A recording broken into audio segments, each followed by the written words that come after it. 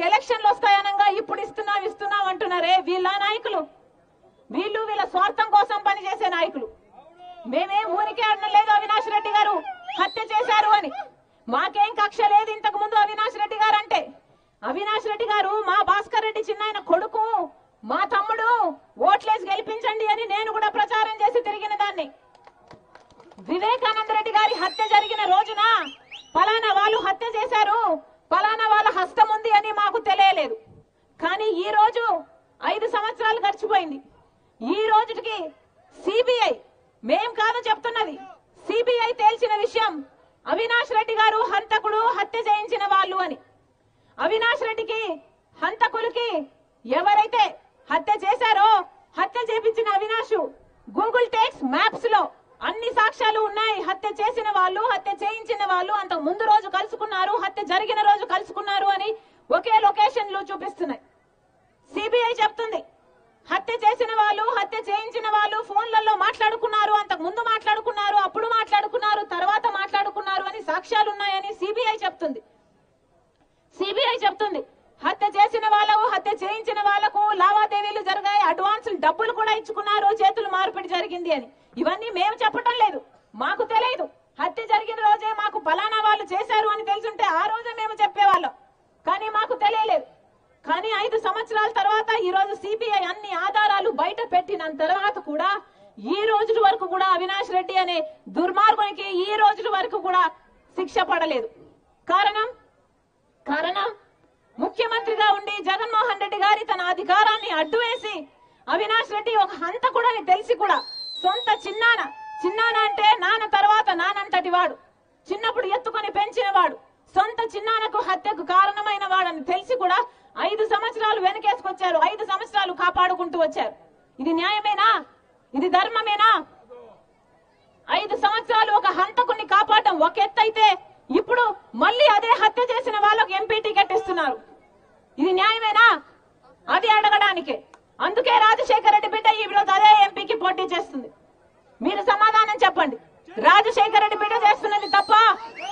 ఇది మా ఇంటి విషయమా? ఇది మా కుటుంబ విషయమా? ఒక పెద్ద మనిషిని గొడ్డలితో నరికి క్రూరంగా నరికేసి చంపేస్తే ఒక ప్రజల మనిషిని, ప్రజా నాయకుడిని, అది కుటుంబ విషయం ఎలా అవుతుంది?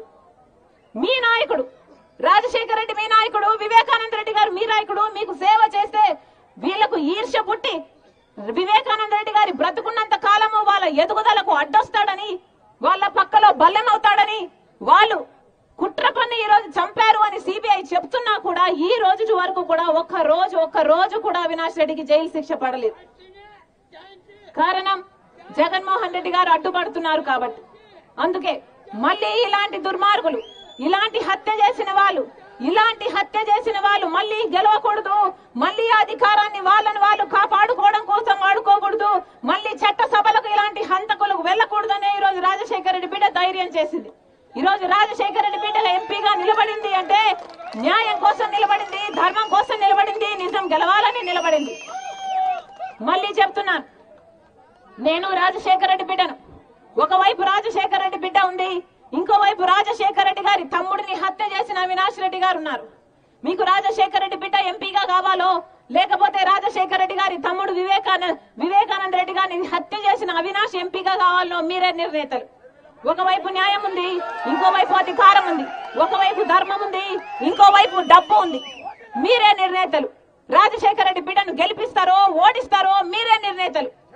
మళ్ళీ చెప్తున్నా, నేనైతే రాజశేఖర రెడ్డి బిడ్డను మీకు మాటిస్తున్నా, మీరు గెలిపిస్తే మీ మధ్యలోనే బ్రతుకుతా. మీ ఎంపీగా మీ మధ్యలోనే బ్రతుకుతా. మీరు గెలిపిస్తే రాజశేఖర రెడ్డి బిడ్డ మీ బిడ్డ అవుతుంది, మీ బలం అవుతుంది, మీ బాధ్యతను తన భుజాన వేసుకుంటుంది, మీకు అండగా నిలబడుతుంది. మీ ఎంపీగా మీ గొంతును ఢిల్లీలో అయినా వినిపిస్తుంది రాజశేఖర రెడ్డి బిడ్డ. మీరు ఆశీర్వదించాలి, రాజశేఖర రెడ్డి బిడ్డను గెలిపించండి.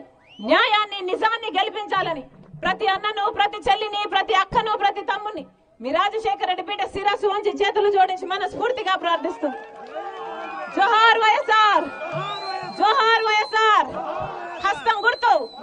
హస్తం గుర్తుకే మన ఓటు, హస్తం గుర్తు